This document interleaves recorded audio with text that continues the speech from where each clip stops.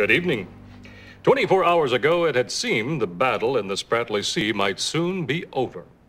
Now we learn that there has been a major breakdown in naval intelligence. We go first to TCN's Greg Hayes on Capitol Hill. Greg.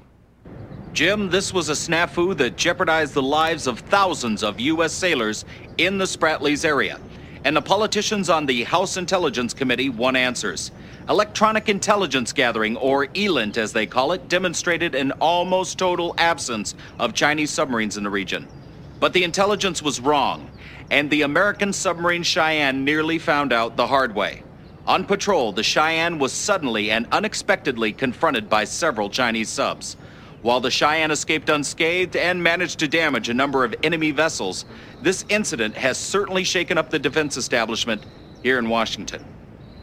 Adrian Mann, what does all this mean for the future of this war? It means we better not expect China to walk away from the Spratlys without a major fight. Jim, we are witnessing China at the crossroads of history. Remember what triggered this war in the first place: oil.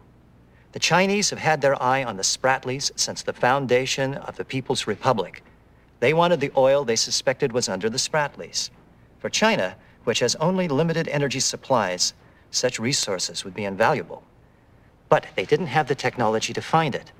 The discovery of these huge reserves by the Bentic adventure gave them a reason to make their move. Any other driving forces at work? Yes, and his name is General Yu Q. Lee. Yu and his so-called petroleum faction believe that total self-reliance and isolation are the keys to China's future. Tremendous oil reserves are a critical ingredient in his thinking. Here's a man who rose to power by developing oil fields for Chairman Mao. I suspect that in the wake of the Spratlys oil discovery, Yu and Li Peng made a deal. Yu backed up Li Peng's bid for power with troops, and once in, Li Peng sent his navy to grab the Spratlys oil for General Yu. With Li dependent on General Yu's soldiers, you can bet that oil ranks 1, 2, and 3 in this regime's list of priorities. Li Peng and General Yu need these islands and the oil beneath them. I believe they will fight for it to the bitter end.